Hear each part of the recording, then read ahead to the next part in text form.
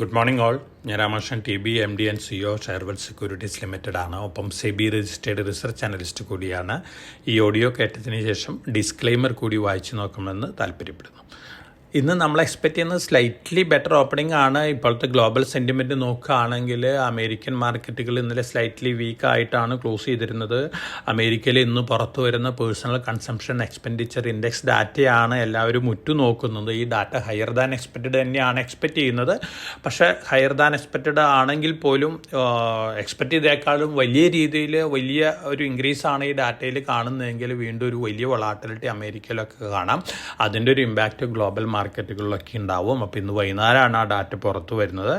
ഇന്നലെ ജനറലി നോക്കുകയാണെങ്കിൽ ഒരു സ്ലൈറ്റ് വീക്ക്നെസ്സോട് കൂടിയാണ് അമേരിക്കൻ ഇൻഡെക്സുകൾ ക്ലോസ് ചെയ്തിട്ടുള്ളത്. ഒപ്പം അമേരിക്ക Q4 GDP അവരുടെ 3.3% ആയിരുന്നു കഴിഞ്ഞ മാസം പറഞ്ഞിരുന്നത്. 3.2% റിവൈസ് ചെയ്തിട്ടുണ്ട്. അതോടൊപ്പം തന്നെ മറ്റൊരു ന്യൂസ്, ആപ്പിൾ അവരുടെ ഓട്ടോണമസ് ഇലക്ട്രിക് വെഹിക്കിൾ രംഗത്ത് നിന്ന് പിന്മാറുകയാണ്. പ്രൊജക്റ്റ് ടൈറ്റാനിൽ നിന്ന് വിഡ്രോ ചെയ്യുകയാണ്. ടെസ്ലയെ സംബന്ധിച്ച് സ്ലൈറ്റ്ലി പോസിറ്റീവ് ന്യൂസാണ്. അപ്പോൾ ആപ്പിൾ ജനറേറ്റീവ് AI രംഗത്തേക്ക് കടക്കുകയാണ് വലിയ രീതിയിൽ. അപ്പോൾ ആപ്പിൾ ഇനി ഓട്ടോണമസ് വെഹിക്കിൾ മാനുഫാക്ചറിങ് രംഗത്ത് ഉണ്ടാവില്ല എന്നുള്ള ന്യൂസാണ് വരുന്നത്. യൂറോപ്യൻ മാർക്കറ്റുകൾ മെജോറിറ്റി വീക്കായിരുന്നു. ഇന്നലെ ഏഷ്യ വീക്കായിരുന്നു.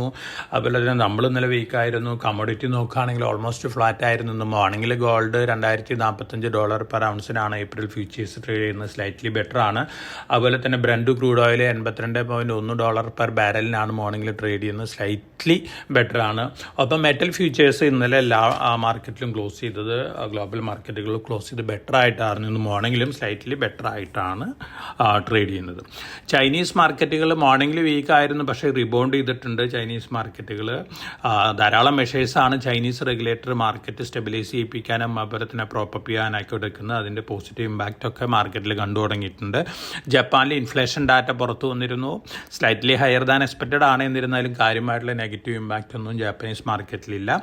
അതോടൊപ്പം തന്നെ നമ്മളെ സംബന്ധിച്ച് നോക്കുകയാണെങ്കിൽ ഇന്നലെ നല്ല രീതിയിലുള്ള സെല്ലിംഗ് പ്രഷറാണ് ഓൾമോസ്റ്റ് എല്ലാ സെഗ്മെൻറ്റിലും കണ്ടിട്ടുള്ളത്. സെലക്റ്റീവ് ആയിട്ടുള്ള അപ്പോഴും മൊമെൻ്റൊക്കെ ഉണ്ടായിരുന്നു.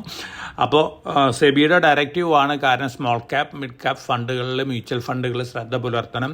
സ്മോൾ ഇൻവെസ്റ്റേഴ്സിന് ലോസ് ഉണ്ടാക്കുന്ന തരത്തിലുള്ള ഒരു ആക്ടിവിറ്റീസും പാടില്ല. പ്രൊട്ടക്റ്റ് ചെയ്യാനുള്ള മെഷേഴ്സ് എടുക്കുന്നുള്ള ഒരു ഡയറക്റ്റീവ് കൊടുത്തിരുന്നു. അതിൻ്റെ ഒരു ഇമ്പാക്റ്റ് ആണ് മാർക്കറ്റിൽ ഹയർ PEയിൽ ട്രേഡ് ചെയ്തിരുന്ന സ്മോൾ ക്യാപ്പ് മിഡ് ക്യാപ്പ് ഓഹരികളിലൊക്കെ നല്ലൊരു സെല്ലിംഗ് പ്രഷർ വന്നു. ഒപ്പം ലാർജ് ക്യാപ്പ് ഓഹരികളിൽ ഇത്തരത്തിലുള്ളൊരു ഇമ്പാക്റ്റ് ഒക്കെ ഉണ്ടായിരുന്നു. കാരണം ഇത്തരത്തിലുള്ള മെഷേഴ്സ് ഒരു പക്ഷേ സിസ്റ്റമാറ്റിക് ഇൻവെസ്റ്റ്മെൻറ്റ് പ്ലാനിൽ കൂടെയുള്ള ഇൻഫ്ലോനെ ബാധിക്കുന്നുള്ളൊരു അഭിപ്രായമൊക്കെ ഉണ്ട് മാർക്കറ്റിൽ. അതിൻ്റെ ഒരു ഇമ്പാക്റ്റും കൂടിയാണെന്നില്ല കണ്ടത്. റിലയൻസ് അതുപോലത്തെ ഡിസ്നി ആയിട്ടുള്ള ജോയിൻറ്റ് വെഞ്ചർ അനൗൺസ് ചെയ്ത് കഴിഞ്ഞു. റിലയൻസ് ആണ് മെജോറിറ്റി ഹോൾഡ് ചെയ്യാൻ പോകുന്നത്. 63% റിലയൻസ് ഹോൾഡ് ചെയ്യാൻ പോകുന്നത്.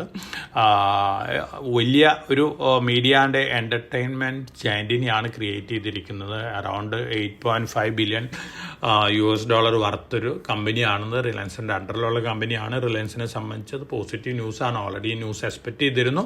അതിൻ്റെ ഇമ്പാക്റ്റൊക്കെ ഒരു പരിധിവരെ വന്നിട്ടുണ്ട്. എന്നിരുന്നാലും മാർക്കറ്റിലൊരു പോസിറ്റീവ് റിയാക്ഷൻ കാണിച്ചേക്കാം. ശ്രീറാം ഫിനാൻസ് നിഫ്റ്റിയിലേക്ക് വരികയാണ് മാർച്ച് 28 തൊട്ട്. UPLാണ് പുറത്തു പോകുന്ന സ്റ്റോക്ക്. ശ്രീറാം ഫിനാൻസിനെ സംബന്ധിച്ച് സ്ലൈറ്റ്ലി പോസിറ്റീവ് ആണ്. കോൾ ഇന്ത്യ ലിമിറ്റഡും BHELും തമ്മിൽ അമോണിയം നൈട്രേറ്റ് പ്രൊഡ്യൂസ് ചെയ്യാനുള്ള ഒരു JV കമ്പനി ഫോം ചെയ്തിട്ടുണ്ട്. കോൾ ഇന്ത്യ 51%, BHEL 49% ഹോൾഡ് ചെയ്യുന്നത്. അമോണിയം നൈട്രേറ്റ് യൂസ് ചെയ്യുന്നത് മൈനിങ് എക്സ്പ്ലോഷന് വേണ്ടിയൊക്കെയാണ്. അപ്പോൾ കോൾ ഇന്ത്യനെ സംബന്ധിച്ചത് ആവശ്യമാണ്. റോ മെറ്റീരിയലും ഇതിൽ വരുന്നത് പ്രൊഡ്യൂസ് ചെയ്യാനായിട്ട് കോള് തന്നെയാണ്. കോള് ഗ്യാസിഫിക്കേഷനെ കൂടെ അമോണിയം നൈട്രേറ്റ് ഉണ്ടാക്കാനുള്ള ഒരു പ്രൊജക്റ്റാണ്. എക്സലൻറ്റ് ടെക്നോളജിയാണ് BHEL പ്രൊവൈഡ് ചെയ്തിട്ടുള്ളത്. പോസിറ്റീവ് ന്യൂസാണ് രണ്ട് കമ്പനികളെ സംബന്ധിച്ചും.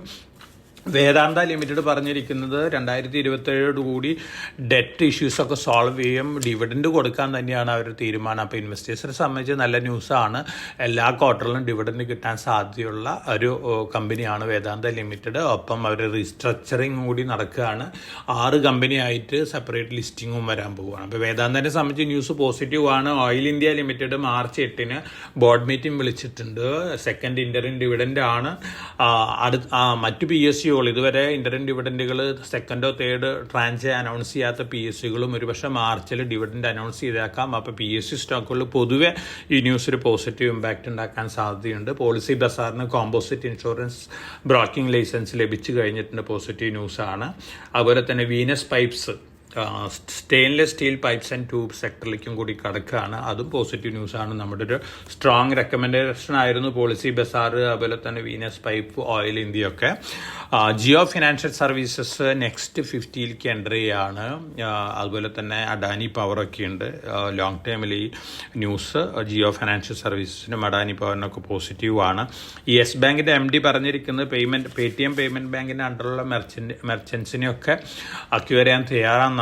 തീർച്ചയായിട്ടും പോസിറ്റീവായിട്ടുള്ള ന്യൂസാണ്. യെസ് ബാങ്കിനെ സംബന്ധിച്ച് ഡീല് നടക്കുകയാണെങ്കിൽ. അതോടൊപ്പം തന്നെ ഹെൽത്ത് കെയർ രംഗത്തുള്ള ബജാജ് ഹെൽത്ത് കെയറിന് 15 ആക്റ്റീവ് ഫാർമസ്യൂട്ടിക്കൽ ഇൻഗ്രീഡിയൻസ് സപ്ലൈ ചെയ്യാനായിട്ട് UK, യൂറോപ്യൻ യൂണിയനിൽ നിന്നുള്ള കസ്റ്റമേഴ്സായിട്ടുള്ള ഒരു ഡീൽ സൈൻ ചെയ്തിട്ടുണ്ട്. പോസിറ്റീവ് ന്യൂസാണ്. കമ്പാരിറ്റീവ്ലി ബജാജ് ഹെൽത്ത് ഒരു അണ്ടർ പ്രൈസ്ഡ് സ്റ്റോക്ക് കൂട്ടിയാണ്. അപ്പോൾ ഒരുപക്ഷെ ഈ ന്യൂസ് പോസിറ്റീവ് ഇമ്പാക്റ്റ് ഉണ്ടാക്കിയേക്കാം. ബജാജ് ഹെൽത്ത് കെയർ ഒരുപക്ഷെ നല്ല രീതിയിൽ മുന്നേറാൻ സാധ്യതയുള്ള ഒരു സ്റ്റോക്കാണ്. ഇനി നമ്മൾ IPO രംഗം നോക്കുകയാണെങ്കിൽ ഇന്ന് അവസാനിക്കുന്ന 3 IPOകളുണ്ട്. നമ്മൾ സജസ്റ്റ് ചെയ്തിട്ടുള്ള പ്ലാറ്റിനം ഇൻഡസ്ട്രീസ്, എക്സിക്കോം, ഈ 2 IPO മെയിൻ ബോർഡിലാണ്.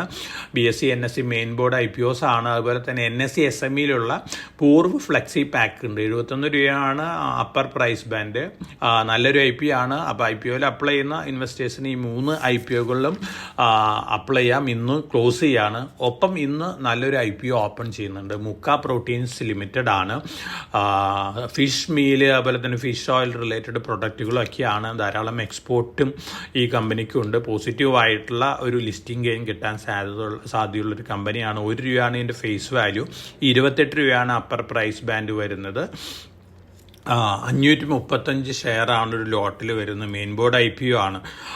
നമ്മുടെ എക്സ്പെക്റ്റേഷൻ ഒരു 50 to 75% ലിസ്റ്റിംഗ് ഗെയിൻ കിട്ടാൻ സാധ്യതയുള്ള ഒരു IPO ആണ്. അപ്പോൾ IPOയിൽ അപ്ലൈ ചെയ്യുന്ന ഇൻവെസ്റ്റേഴ്സ് മുക്ക പ്രോട്ടീൻസ് ലിമിറ്റഡും അപ്ലൈ ചെയ്യുന്നത് നന്നായിരിക്കും. ഓവറോൾ വന്നുകൊണ്ടിരിക്കുന്ന ന്യൂസ് ഫ്ലോസ് ഒക്കെ പോസിറ്റീവ് തന്നെയാണ്. പക്ഷേ നമുക്ക് നല്ല രീതിയിലുള്ള വോളാറ്റിലിറ്റി മാർക്കറ്റിൽ എക്സ്പെക്റ്റ് ചെയ്യാം. ഗ്ലോബൽ ഫാക്ടേഴ്സ് ഉണ്ട്, അതുപോലെ തന്നെ ഡൊമസ്റ്റിക് ഫാക്ടേഴ്സ് ഉണ്ട്, എലക്ഷൻ റിലേറ്റഡ് ന്യൂസ് ഫ്ലോസ് ഉണ്ട്. ഇതൊക്കെ വോളാറ്റിലിറ്റി മാർക്കറ്റിൽ ഉണ്ടാക്കിയേക്കാം.